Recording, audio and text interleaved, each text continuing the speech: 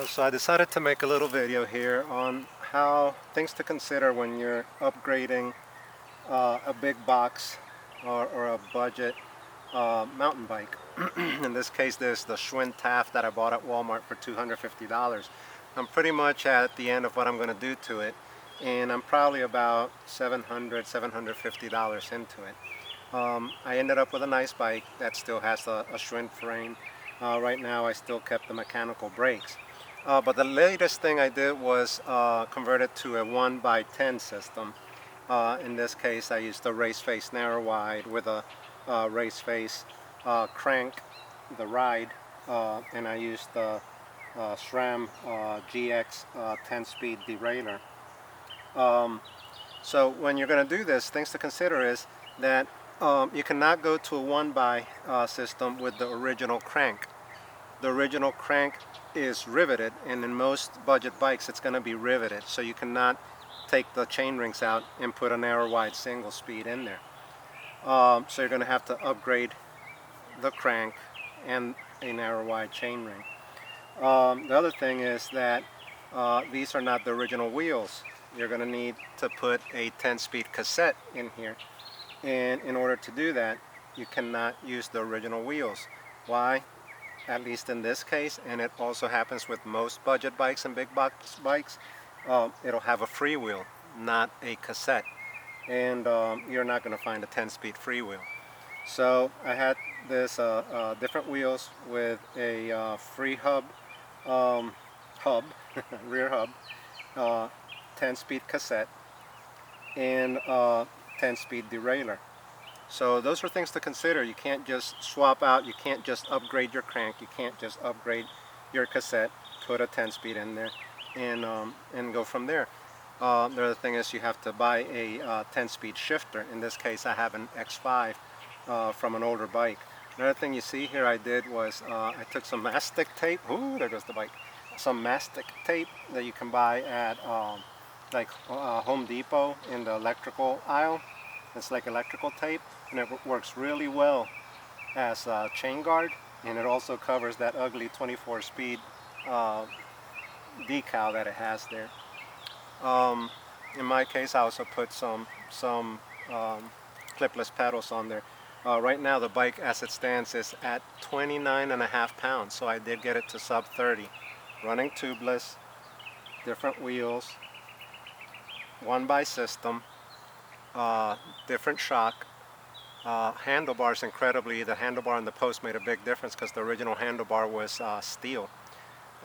So those are things to consider, that you can't just plop that in. So what I would do if I was doing this again, and this is pretty much how I did it. First thing I upgraded was the fork, and let's see. So things you have to consider with the fork is the mount for your brake. In this case, this brake caliper mount is a post mount, whereas the original one was had an adapter for a 180 millimeter rotor, and the adapter screwed from the side. It was not a post mount. I think they call it an international mount. So I didn't have a mount. I haven't bought one yet. I just put a 160 in there. If I want a 180, I have to buy an adapter for this particular type of mount on the fork. I upgraded the post and the stem. Another thing you can't do is just upgrade the handlebars. Why? Because the sizes are different. This is a 31.8 millimeter diameter handlebar, which is any good handlebar you buy is going to be that size at least. There's a 35 point something also, which is even stronger, but a 31.8 will be good. There's a good variety of bars you can find out there, but the original bar and stem were the 20, it's like 28 point something, so let's say 28 millimeter versus 31 millimeter, so they're not compatible. So you have to buy a post. In this case it was good because I wanted a shorter post anyways, so I bought a 60 millimeter and bought the handlebar and put it in as a set. So that's another thing to consider. Can't just upgrade the bar without upgrading the stem. Speaking of the 1x10 system, when you change that shifter, you're going to have to change the integrated shifters that come with it. And in this case, I just used some aluminum BMX type brake levers that I had laying around, and they don't match. But maybe later I'll buy a matching set. They cost about $15, $16 online. So, you know, like I said, those are things to consider, but especially if you have to do the, if you want to do the 1x system, and that would be the last thing I do, the drivetrain.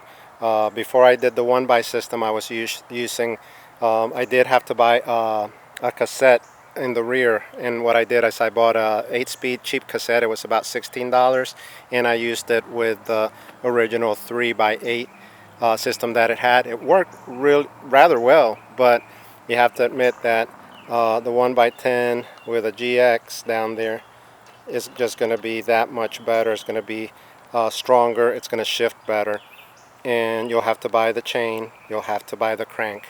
So that altogether is a rather big expense. In my case, I had the crank and the chain ring at home sitting around, so I didn't have to spend a whole lot on that. I had mangled, if you see my other videos, my derailleur on my other bike, so I had to buy a new one, and what I did is I bought a better one. I bought an XT and upgrade my other bike, and instead of buying the GX for the other one, I put the GX on this one. I already had a 10-speed chain, an extra 10-speed chain, an extra 10-speed cassette, so I saved a lot of money in that. And like I said, I still have over $700 total, including the price of the bike, which was $250 into it. Do I have a nice bike? Yeah, but the frame's still a Schwinn. But it's a good bike. It handles well. It's less than 30 pounds, and it handles the trails around here very nicely. I'm going to try to make another video where I'm riding an actual mountain bike trail on this bike, and so you can see the difference between my original video with the original fork and how clunky and noisy it was versus this one. The only thing I'm a little concerned about taking it on a real trail with some downhills are the brakes, but I just won't go all that fast. I'll just control my speed. So you have any questions, what recommendations I would have, or what I've learned from this little project I had, just let me know in the comments and I'll try to help you out. Thanks for watching.